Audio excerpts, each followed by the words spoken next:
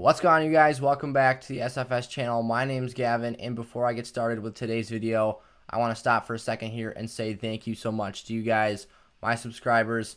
As of last night, we finally surpassed 1K here, and I could not be more thankful and appreciative of all the support you guys have shown me so far this season and all the things that you guys will continue to be around and a part of the rest of this year and going forward into the next season. So thank you guys so much. You mean the world to me, and I appreciate each and every single one of you guys.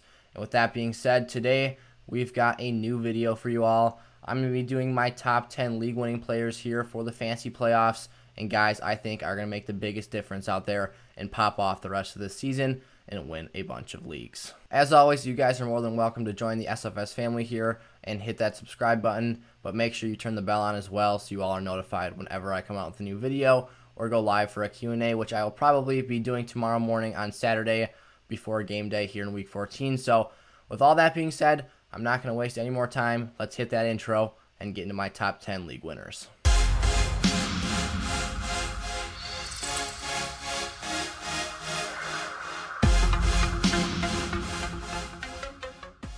All right, I've got this video kind of split up into segments here by position, and we're going to start out with the running backs. And my first guy up on the list is DeAndre Swift, the Detroit Lions running back this week. He's got the Green Bay Packers in week 14, and that is a highly favorable matchup against a run-stop unit that has been poor all season and led up some very big fantasy outings to players like Dalvin Cook and other guys out there. So Swift this week as a very dynamic player, I think can do a lot of damage against the Packers. But even looking past that, against the Titans, Tampa Bay, and Minnesota, he's got 2 out of 3 games I really like there. And even against Tampa Bay, which is a more tough matchup against the run, his dynamic ability as a receiver can also give him high value. So the sky's the limit for Swift here down the stretch, and I think his ceiling is going to put some teams over the top. My next league-winning running back is Jonathan Taylor of the Indianapolis Colts, the second-round draft pick out of Wisconsin. And this week in the Level 1 Fantasy Playoffs, he is on the road at Las Vegas playing the Raiders. And I think for JT, that is a very exploitable matchup, as we saw Ty Johnson, a player of much less talent, go for over 100 yards and find the end zone last week. In the last 2 games here, JT is looking like he has finally realized his fantasy ceiling and potential from early on this year, when obviously he was expected to have to overtake Marlon Mack for that starting role. But then Mack week 1 ruptured his Achilles, so JT's been the guy all season long. He started to lose his grasp on that role a little bit in the middle of the year, but the last 2 weeks he's come on strong and looked like a highly productive player. So going forward in some great matchups, he's got Houston, Pittsburgh, and Jacksonville weeks 15 through 17. I think, again, just like Swift, has 2 of 3 great matchups and is a guy who can be a very steady RB2 producer and a high-end one at that, and we might even see him creep into some low-end RB1 territory. My next guy, who I think is a league winner and I really like the rest of this season, I've been low on him all year because the matchups were tough and that Chicago line has been awful.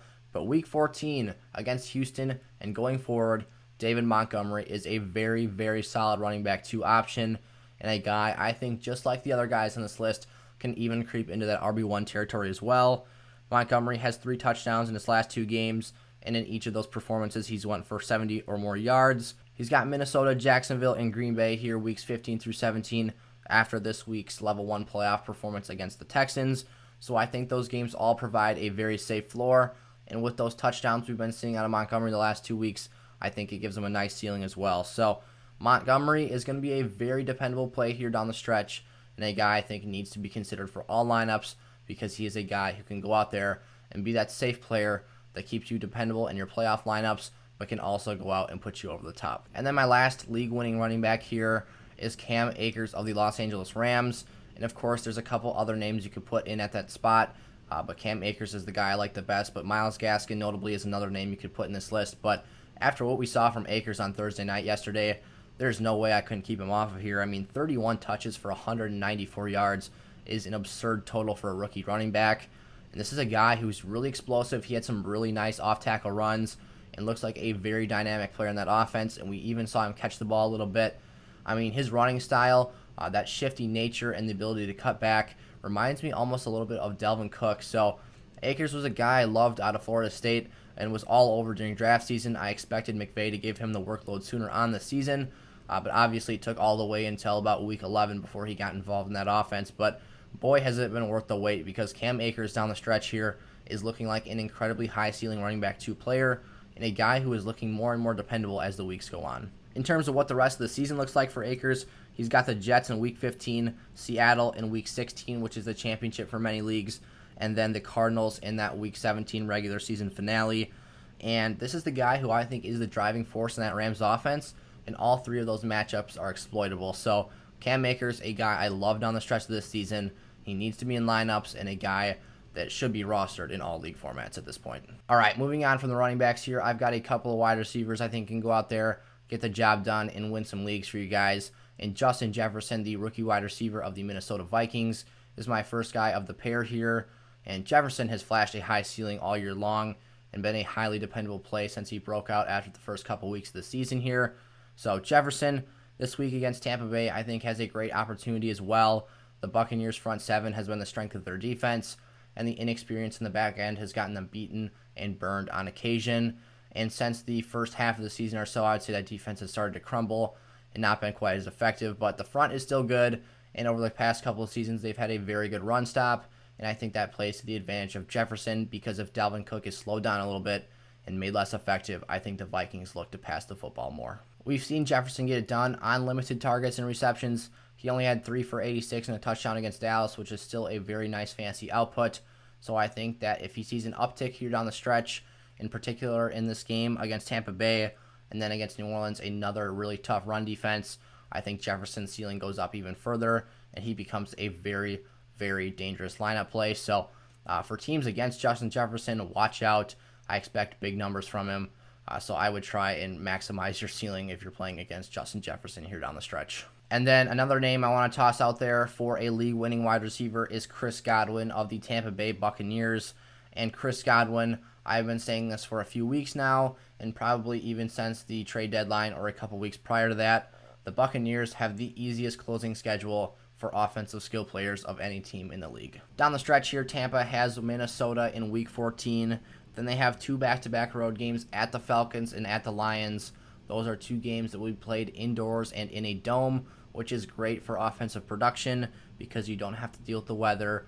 And then in Week 17, for some leagues, they ended off there in the regular season finale. They have Atlanta again at home, which is one of the worst secondaries in the league. When you pair that great schedule with the fact that I already think Chris Godwin is an extremely safe floor play and a guy who I've talked about being the perfect fit for Tom Brady in that offense, and a guy who does everything well that Tom Brady likes to see in a wide receiver. He runs the short, the intermediate, and the deep level routes to an elite level, and is a guy with good hands, great explosion, and after the catch can be a nightmare for defenses to tackle and get on the ground. So, and especially with these great matchups coming up here, I think that gives him an elevated ceiling. So along with that safe floor, I think Godwin is a guy that we can see put up great numbers, maybe even similar to what we saw at times in 2019 with Jameis Winston at the helm. So Chris Godwin, I've loved his floor all season long, but with this great schedule here down the stretch, I think he has a great ceiling as well and is a player that can go out there and be a dependable option and put teams over the hump in fantasy playoffs. Obviously, there was plenty of names I could have included on this list at the wide receiver position, but those are 2 of my favorite names, and with this video only being a top 10 list, I also wanted to get some names in here at the quarterback and tight end positions. So with that being said, Mark Andrews is my favorite league-winning tight end here down the stretch. He's coming back off the COVID IR this week in a very favorable matchup against the Browns in an inter-division rivalry game. And in Week 1, we saw Mark Andrews have 5 grabs for 58 yards and 2 touchdowns against Cleveland, and the Browns are currently the number 31 ranked team against the tight end in fantasy. So Mark Andrews this week and going forward, I love the schedule. He's got a super high upside because of all the touchdowns he gets, and I think he is Lamar Jackson's favorite target in that offense as well. So I have a lot of trust in Andrews, and you guys should too. This guy can get it done here coming off that IR. And then the other guy I wanted to talk about at the tight end position is Robert Tonyan of the Green Bay Packers. And Robert Tonyan has somehow found a way to be highly under the radar and very underrated so far this season, and manages to only be owned in 72.5% of ESPN leagues, despite being the tight end 4 overall in half PPR scoring and being tied for the league lead in tight end touchdown receptions with none other than Travis Kelce, with 8 on the year so far. Tonyan burst onto the scene this season with Green Bay after showing some flashes earlier on throughout his career, but he has emerged in that Packers offense as a guy Aaron Rodgers highly trusts, and honestly, I think he is his second go-to option in that team. And this week against the Lions in week 14, there's no one in coverage that particularly scares me that will hurt his value here going forward. And then at Detroit, Carolina, Tennessee, and Chicago, that rest of season schedule I think works out pretty nice in his favor as well. So Tonyan's another guy who I think can have a nice reception and yardage total throughout the rest of the games here and even get in the end zone a couple more times. I think he will have double-digit touchdowns when it's all said and done. All right, into my last position here, we're going to talk about some guys at the quarterback position that can give you some crucial upside and help you go out there and seize control of those fancy titles. And my first guy on the list is the 2019 NFL MVP, Lamar Jackson, and a guy who was probably the 2019 fantasy MVP as well for a player that was so good off of such a valuable draft pick. But Lamar right now, only the QB10 in standard quarterback scoring, but off of 1 day of practice in week 13, he was able to put up a 25-point fantasy outing against the Dallas Cowboys on only 107 yards passing, but 13 carries on the ground for 94 yards rushing and a touchdown as well. The things that I like so much about Lamar down the stretch here is that he is finally getting back to what he does well, and he is using those legs, and he's one of the more shifty, one of the more dynamic, and one of the more physical quarterbacks in the game right now. And I certainly think that this is a guy that can go out there and be an elite level fantasy producer. I think Lamar realizes he doesn't have the best wide receiver talent in the world, and he is a guy that excels when he uses those legs to scramble around or even on designed options. And with the emergence of J.K. Dobbins in that offense, it has given some more spark and some more flair to that run game and caused ends to start biting on the pitch game and also start biting on the option game again, which gives Jackson the opportunity to pull and have some really big runs. So Lamar here down the stretch, I love his schedule as well. He's got Jacksonville, the Giants, and the Bengals after his week 14 game against the Browns, which he tore it up in week 1 against. Obviously, Cleveland is a better football team than they were in week 1, but that is still a matchup I think Jackson can thrive in. I expect Jackson and the Ravens to trend up offensively the rest of this season, and he might even get back to some of those numbers we saw in 2019. All right, and then my last league-winning quarterback here is Justin Herbert of the LA Chargers, and I love the closing schedule for this group here.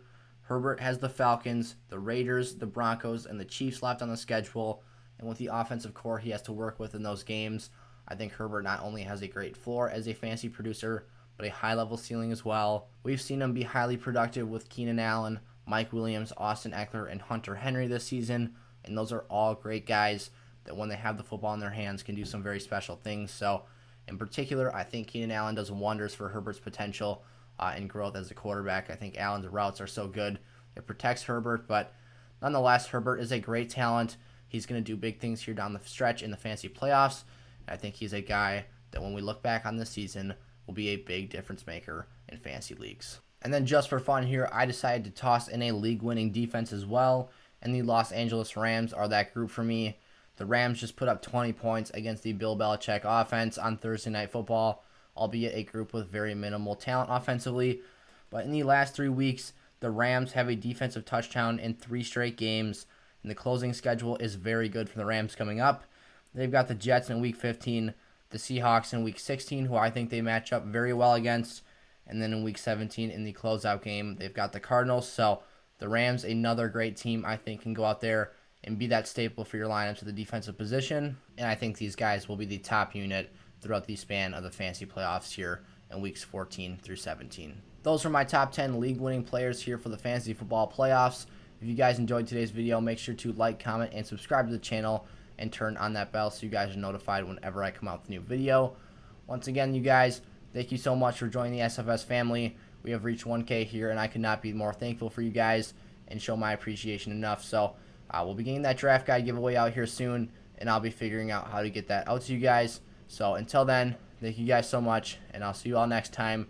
Stay tuned for a live stream tomorrow, and I'll see you all there. So peace out.